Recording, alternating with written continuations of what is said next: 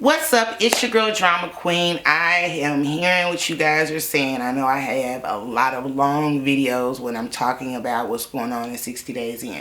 So what I've decided to do to kind of break it up is I have some questions in here. Common questions, concerns.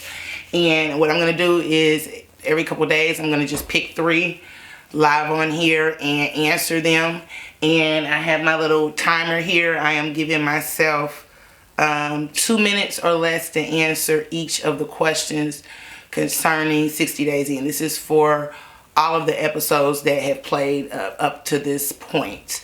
So what I'll do is I'm going to pull the first question.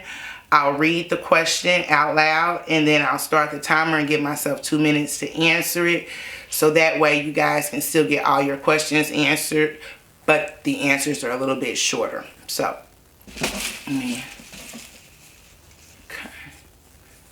all right. Okay, this question is, what really happened with you and Jennifer?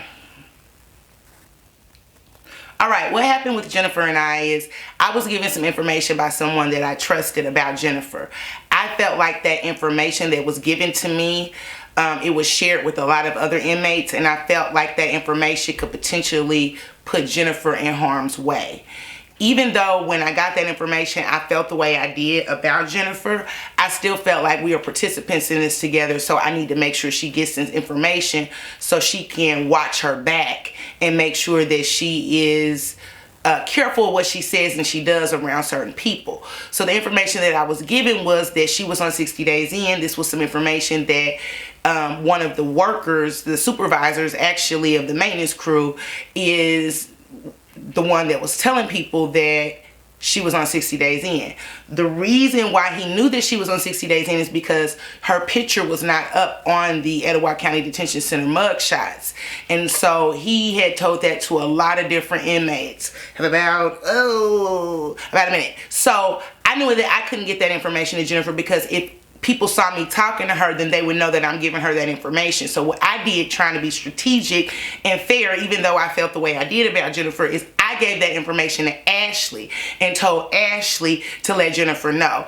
I was later told within 24 hours that Jennifer went up to that same person, confronted him, told him everything that I said, and was being very argumentative with this person. And so therefore it comes back to me, because I was accused at a time of being on 60 Days In with Ashley and Jennifer, and now she has this information, and after it's told to me, she's going to go confront them. So it put me in a very, very bad situation. And so rather than doing what I wanted to do, which is lay hands on her, I decided that it was time for me to leave. I had other things going on. My time there was up, just like my time is up now.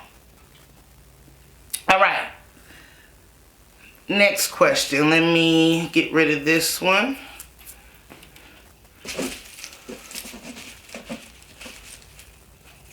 Okay. These are funny. Did you do anything besides complain? Question is, did you do anything besides complain? At the end of the day, it's jail. If I was sitting around complaining all day, every day, I would have had some physical altercations because people didn't want to hear that. The only people that you heard say anything negative about me was the other participants. Yes, I did a lot more than complain. I had food after I got my commissary, which was like in 10 days. I was okay. However, there were times that I did still raise hell, because they were thinking they were providing me with the gluten-free meal, and they really weren't. A lot of those other things were just conversations that were had. I didn't have conflict with any of the other inmates. My roommate and I, we got along great.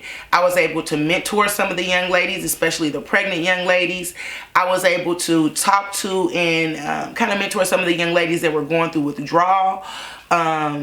You know, it's amazing how TV can make a situation look one way. They recorded us 24 hours a day, 7 days a week. So yes, there was a lot more things that occurred.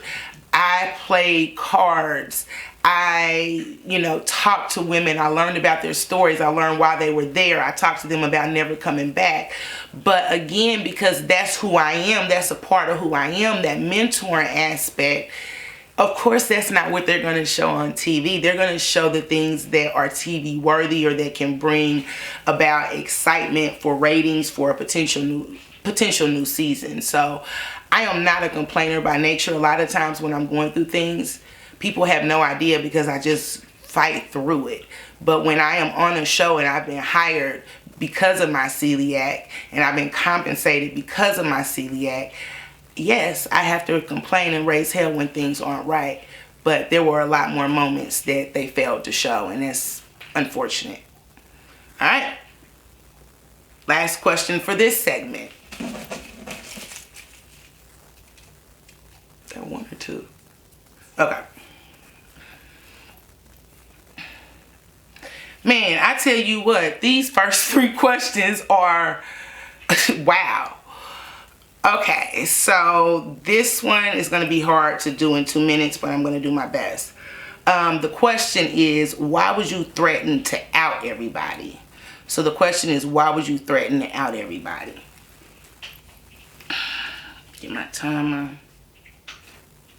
I never had any intentions on outing anybody, first of all. Let me start off with that. But let me go into more detail about why I said that. There were 2 reasons why I said that and why I felt that. And then I'll deal with the production side. So I had already told production, I told them early on, I was like, I'm telling Ashley certain things just to see if it gets back so I can see where her loyalty lies, because I knew where Jen and I stood. I didn't know where Ashley and I stood, so I would put out bait and see, and she would fail each and every time. The moment when I was talking to Ashley and I said that, I was so heated at Jennifer, because more so than me being heated at Jennifer, I was mad at myself because I felt like, you don't even like this chick for real. You don't even trust her. And yet you put yourself in a situation to share some information and you got screwed. So I was really more so mad at myself, but I was mad at her too, because I felt like, wow, why would you do that? Like, I'm giving you this information so you can know, not necessarily to act on immediately. Let's have a little bit more common sense than that. So I was ready to go, and I had talked to production already, and we had a plan of what day I was going to leave. This was on Monday. I was told that I was going to be pulled in on either that Monday or that Tuesday. That Tuesday that I would be pulled in to talk to them about the plan of getting out. And Tuesday, that didn't happen. They pulled Ashley, but they didn't pull me. And I was at the point where I really wanted to lay hands on Jennifer. You saw in one of the episodes, she was asking me to come here, and I wouldn't, because I was like, how could you betray me like that? You put me in this volatile situation. Get me out of here, or I'm going to probably have to lay hands on her or say something. So I would never threaten to bring down the program. All right. Okay, so that is it for this segment of the 3 questions. I will be posting some more a little later. Tune in.